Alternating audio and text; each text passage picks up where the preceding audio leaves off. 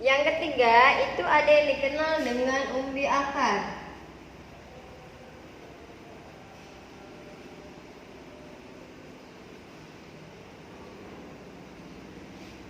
Apa itu yang dimaksud dengan umbi akar? Yang namanya umbi akar itu adalah akarnya yang menggembung, ya. Dengan akarnya menggembung tujuannya itu adalah untuk menyimpan yang namanya cadangan makanan, ya. Itu yang dikenal dengan umbi akar, dalam arti akarnya itu yang mengandung yang namanya cadangan makanan.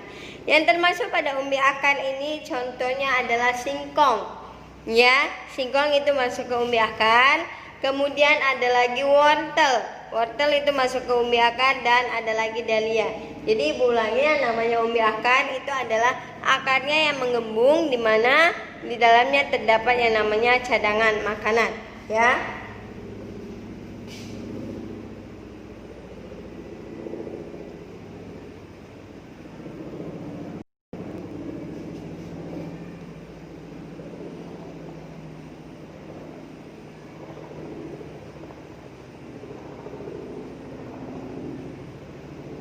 Akar yang mengembung, ya, yaitu untuk menyimpan cadangan makanan.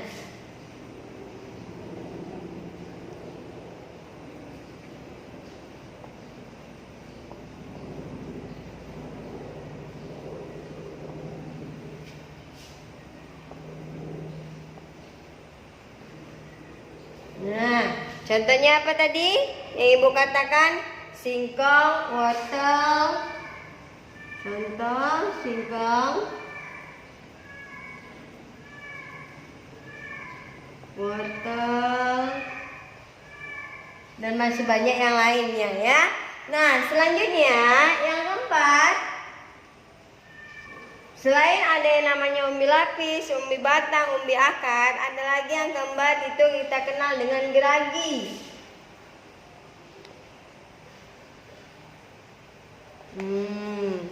Apa sih yang namanya geragi? Ya, geragi ini batangnya yang menjulur, ya. Dimana batangnya yang menjulur itu bisa menjulurnya ke bagian atas, bisa menjulurnya ke bagian bawah, ya.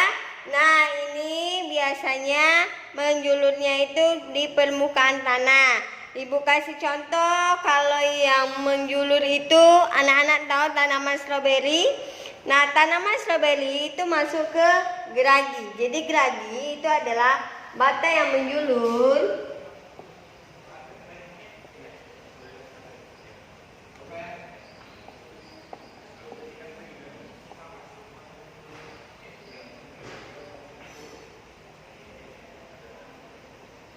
baik di atas atau di bawah permukaan tanah.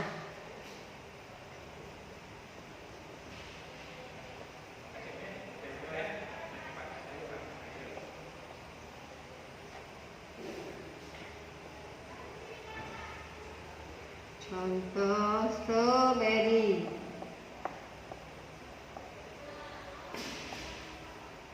Nah, yang kelima itu adalah rizoma. Rizoma istilah lain itu dikenal dengan rimpang.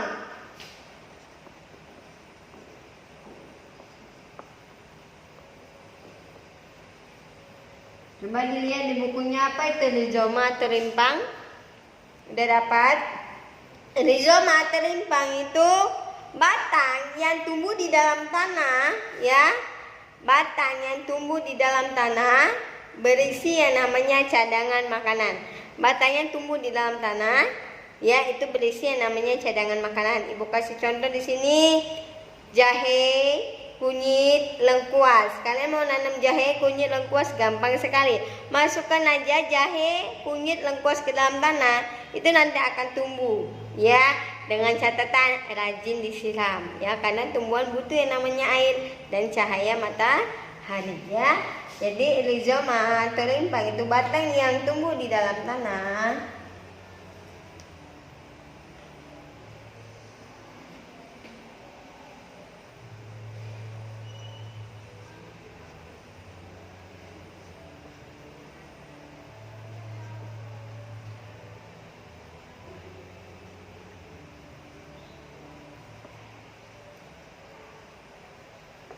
berisi cadangan makanan.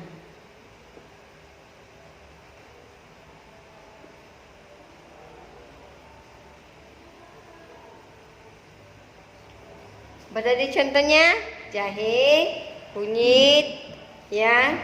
Contohnya jahe.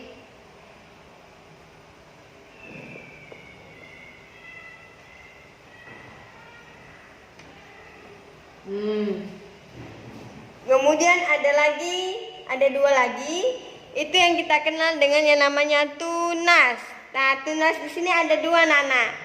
Yang pertama itu tunas biasa, yang kedua itu tunas adventif. Apa yang membedakannya? Nah, simak ya.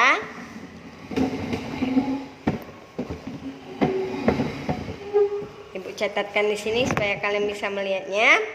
Yang selanjutnya itu adalah tunas.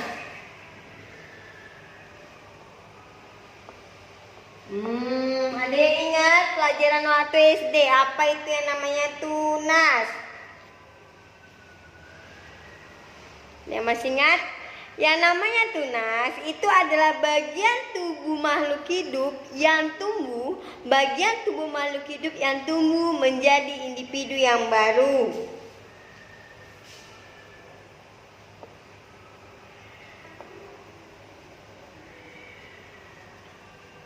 Ya, ingat yang namanya tunas itu adalah bagian tubuh makhluk hidup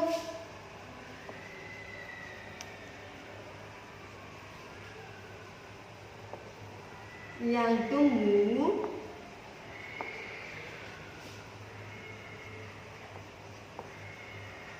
menjadi individu baru.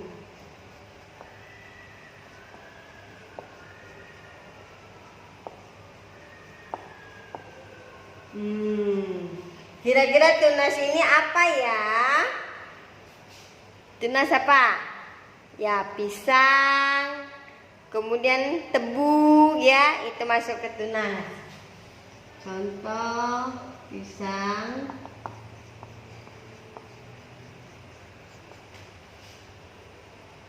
tebu. Nah, baru yang terakhir itu dikenal dengan tunas adventif.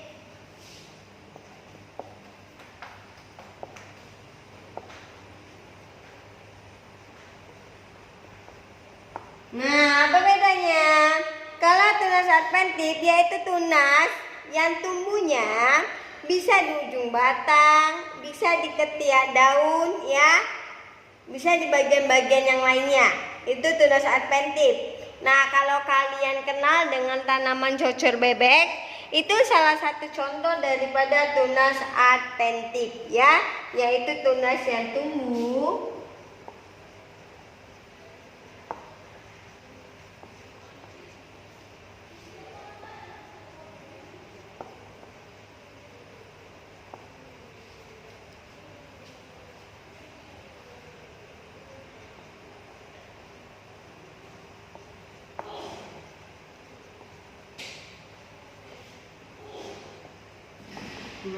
dia bisa tumbuh di ujung batang, ketiak daun. Nah, contohnya adalah tanaman cocor bebek.